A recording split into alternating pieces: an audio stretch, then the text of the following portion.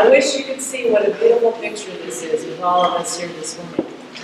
We have arrived at that wonderful day of the Christian year, Easter.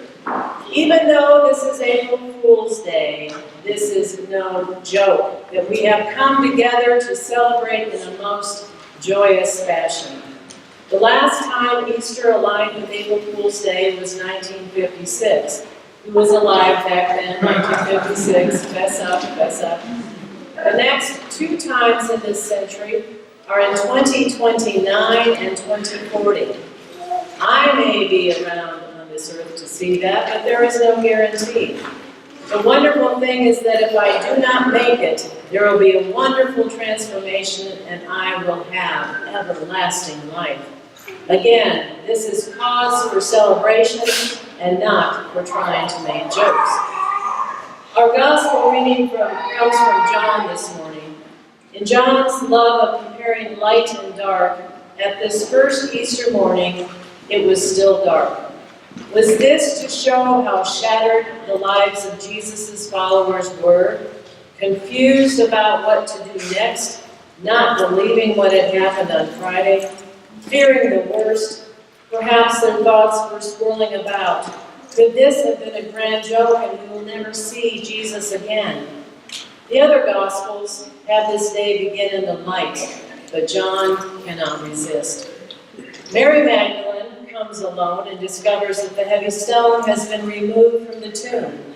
She does not enter, but runs back to get Simon Peter and the other disciple, the one whom Jesus loved. Who would not want company to figure out what had happened? It took great courage for Mary Magdalene to go to the tomb by herself. The shock of seeing the stone removed. Could someone have stolen the body of Jesus?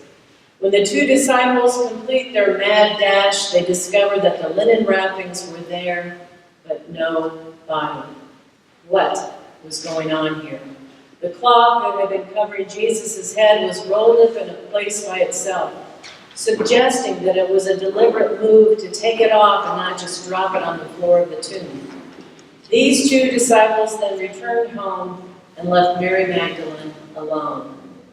She stands outside the tomb and weeps.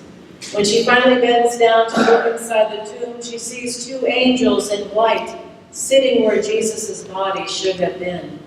They ask her why she is weeping, and she manages to say, "They have taken my Lord, and I don't know where his body is." Can you imagine how grief-stricken and horrified she must have felt at this point? Could the Romans have done something with Jesus' body, and she would not be able to say a final farewell? She had been a witness at the crucifixion, so she knew what they were capable of doing. Then she turns around, and there Jesus is standing, but she does not recognize him. Was it her tear-filled eyes that could not focus, or was Jesus' transformation from death making her unable to see who this is? Jesus echoes the words of the angels by asking her, why is she weeping? Mary thinks it's the gardener, but as soon as Jesus says her name, her heart knows it is Jesus.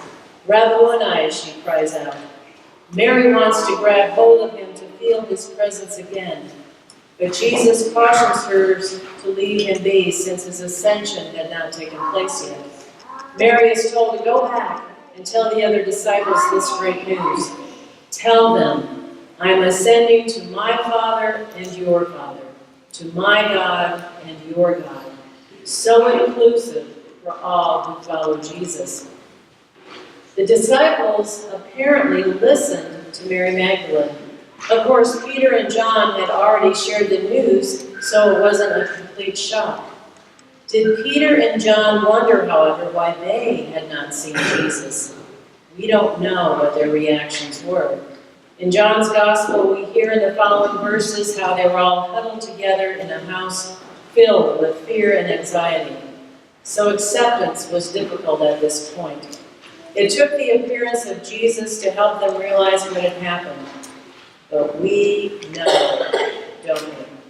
Again, we have the luxury of centuries beyond this to understand as much as we can that Easter's promise was made and delivered by Jesus. Our truth is real, and we rejoice that we have come together this Easter morning in the year 2018 to celebrate and give thanksgiving for the resurrection of Jesus the Christ. Our faith in the risen Christ gives us that wonderful new understanding about death. For by Christ rising to life again, he has won for us everlasting life. If that doesn't give us reason to celebrate this morning and into the great 50 days of this Easter season and beyond, I don't know what can. My dad once preached, "We hail Easter with triumphant shouts of joy, for it opens a new way through all the perplexities of life. And it is a way of hope, confidence, and faith. Personal grief, moral inadequacy, disillusionment with the world, the resurrection of Jesus Christ from the dead, knows all these things and has overcome and defeated them all, finally." St. Paul's words are full of new meaning for us in our generation. The rising of Christ from the dead is the very heart of our message. This is the thundering reply of God to the perplexities and problems of humanity. Let us pray. God, unlimited by mortal fear or tomb's cold grip, in the lingering dark, give us grace to know your life triumphant, your love undimmed in the face of Jesus Christ, the firstborn from the dead. Amen.